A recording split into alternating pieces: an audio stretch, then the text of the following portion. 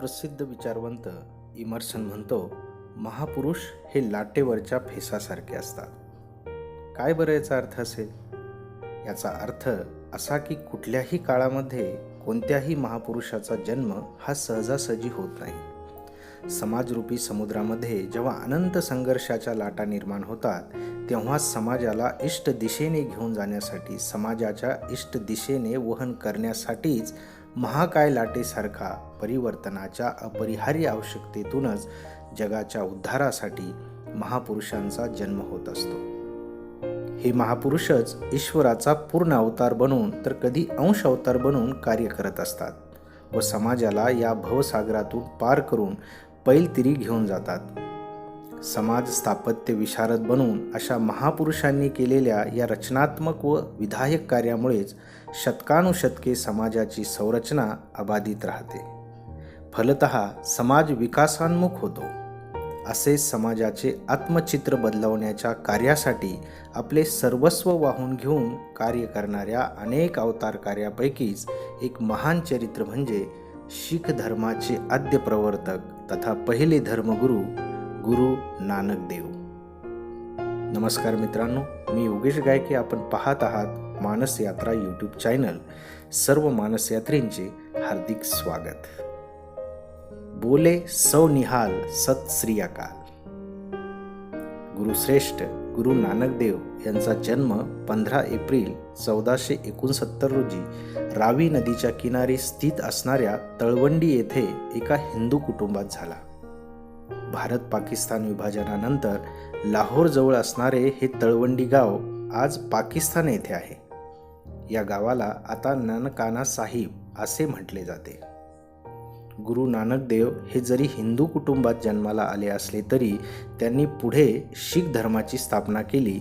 म्हणूनच ते शीख धर्माचे आद्य संस्थापक गुरु आहे. लहानपणापासूनच गुरु नानक यांचा आध्यात्मिक चिंतन व सत्संगाकडे कल होता.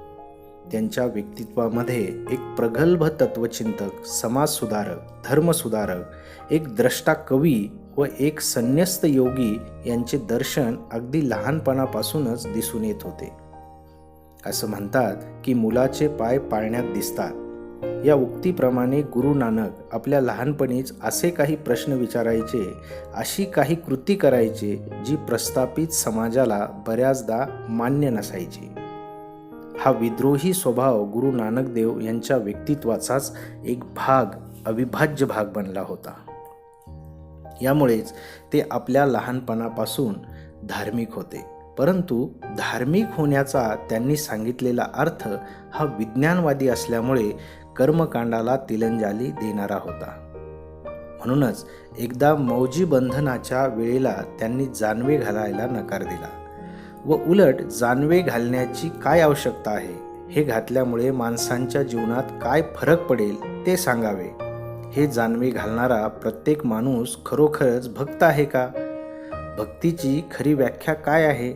असे अनेक प्रश्न 9 वर्षाच्या छोट्या नानकदेव यांनी त्या पंडिताला विचारले. त्यावर पंडित म्हणाले, जानवे न घालणारा प्रत्येक जीव हा अपवित्र असतो. त्याला पवित्र करण्यासाठी जानवे घालण्याची परंपरा, रिवाज तयार झाला आहे. यावर छोट्या नानकदेवाने त्या पंडिताला सर्वांच्या समोर विचारले, प्रत्येक जीव, प्रत्येक आत्मा हा जर त्या परमात्म्याचाच एक अंश असेल तर तो अपवित्र कसा काय असू शकतो? त्या पवित्र आत्म्याला आम्ही आमच्या कर्मानेच अपवित्र बनवतो. आमचे कर्म जेव्हा ईश्वराधिष्ठित होतील, त्या परमपिता परमात्म्याच्या विश्वात्मक उद्देशाशी एकरूप होतील, तेव्हा या जगातील कोणत्याही माणसाला अशा कृत्रिम पद्धतीने जानवे घालण्याची गरजच राहणार नाही. कारण प्रत्येक जीव हा मुळातच आत्मरूप आहे, परमात्मा स्वरूप आहे. तेव्हा त्याला नवीन ओळख देण्याची गरज ती काय? जो स्वतःच आत्मबंधनात सहर्ष बांधला गेला आहे, त्याला नवीन धर्मबंधनाची गरज ती काय? असे अनेक क्रांतिकारी विचार छोट्या नानक देवाने मांडले. गुरु नानक यांना लहानपणापासूनच अध्यात्मात रुची असल्यामुळे त्यांचे मन शाळेत लागत नव्हते. ते शिक्षकांना नानाविध प्रश्न विचारून निरुत्तर करत असत व जीवनाबद्दलच्या शाश्वत ज्ञानमार्गाचे दर्शन शिक्षकांनी घडवावे यासाठी ते आग्रही असत. कदाचित म्हणूनच त्यांनी जाणीवपूर्वक शाळेपेक्षा साधू संतांचा सत्संग पसंत केला व त्यांच्याबरोबर ते जास्त काळ राहू लागले. त्यांच्या वडिलांना ही गोष्ट खटकत होती. म्हणून गुरु नानकदेव यांचे लक्ष या मार्गावरून विचलित करण्यासाठी व व्यवहार ज्ञान शिकण्यासाठी वडिलांनी एकदा त्यांना 20 रुपये दिले आणि त्यांना सांगितले की या 20 रुपयात तू एक खरा सौदा म्हणजे एक इमानदार व्यवहार करून ये.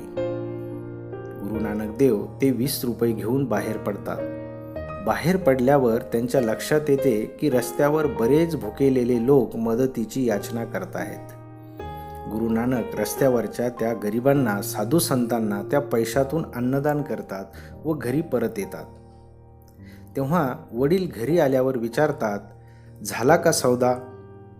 तेव्हा गुरु नानकदेव एक खरा सौदा, इमानदार सौदा करून आल्याचे सांगतात. आज त्याच जागेवर सच्चा सौदा नावाचा गुरुद्वारा आहे, जेथे आजही अनेक गरजवंतांना, भुकेल्या लोकांना अन्नदान केले जाते.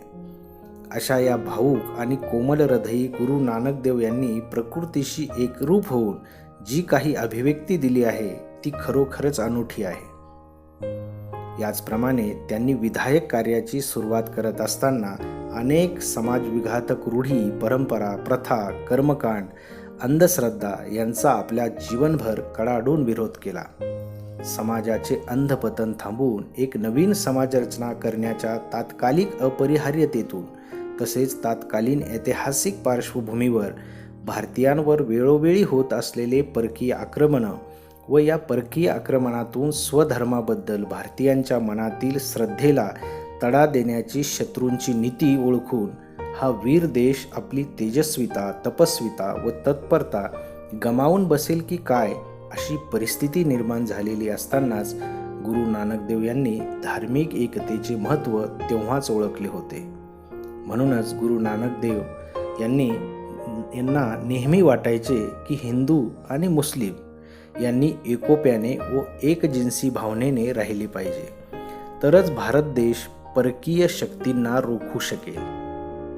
या अपरिहार्य सर्व व्यापक विचारामुळेच त्यांनी सर्वेश्वरवादी, सर्व वर्गाला व धर्माला समान दृष्टीने पाहणाऱ्या एका नवीन विचारधारेची अर्थात शीख धर्माची स्थापना केली, ज्यातून त्यांनी विश्वबंधुत्वाचे विचार जगासमोर मांडले. गुरु नानकदेव यांनी हे प्रगल्भ विचार घेऊनच शीख धर्माच्या प्रचार प्रसाराचे कार्य केवळ भारत भ्रमण करून केवळ भारतातच नाही तर विश्वबंधुत्वाची शिकवण देण्यासाठी त्यांनी इराकमधील बगदाद आणि सौदी अरेबियात मक्का मदिनेचीही यात्रा केली होती. अनेक अरब देश त्यांनी पदक्रांत केले होते. गुरु नानकदेव यांची मानवतावादावर दृढ श्रद्धा होती. त्यांनी लहानपणापासून केलेले चिंतन हे धर्माचे सत्य व शाश्वत मूल्यांचे मूळ होते. म्हणूनच त्यांना नेहमी वाटत की जात धर्म या पलीकडे जाऊन सर्वांनी एकत्र यावे. एकदा बेई नदीतून स्नान केल्यानंतर त्यांना तेथे आत्मज्ञान प्राप्त झाले व बाहेर आल्यावर त्यांनी कुणीही हिंदू नाही आणि कुणीही मुसलमान नाही, सर्वजण मानव आहोत असा सर्वेश्वरवादी विश्वात्मक नारा दिला. हे समस्त विश्व बनविणारा एकच ईश्वर आहे व आपण सर्व त्याचीच संतान आहोत. तो आपल्या सर्वांमध्ये विराजित तत्व आहे. धर्म हे आत्मदर्शन आहे, तो केवळ दिखावा नाही. म्हणून धर्माला धारण करणाऱ्या आत्मप्रगल्भ तेजस्वी पिढ्यांचे निर्माण झाले पाहिजे. यासाठीच त्यांनी तेजस्विता, एकता, श्रद्धा व प्रेमाचे तत्वज्ञान मांडणारे क्रांतिकारी विचार मांडले. अशी ही तेजस्वितेची शिकवण देणारा हा महान आत्मा इसवी सन 1539 मध्ये परमतत्वात विलीन झाला. त्यांनी केलेल्या वैश्विक कार्यामुळेच संपूर्ण विश्वामध्ये गुरु नानकदेव यांचा जन्मदिवस कार्तिक पौर्णिमेच्या दिवशी साजरा केला जातो. प्रत्येकाच्या जीवनात पौर्णिमेचे चांदणे निर्माण केल्यामुळेच या महामानवाचा जन्मदिवस प्रकाश दिन म्हणूनही साजरा केला जातो. अशा या तेजस्वितेची शिकवण देणाऱ्या प्रकाशाच्या देवाला अर्थात गुरु नानकदेव यांना व त्यांच्या असीम कार्याला साष्टांग दंडवत प्रणाम व आपणा सर्वांना गुरु नानक देव यांच्या जयंतीनिमित्त हार्दिक हार्दिक शुभेच्छा. धन्यवाद.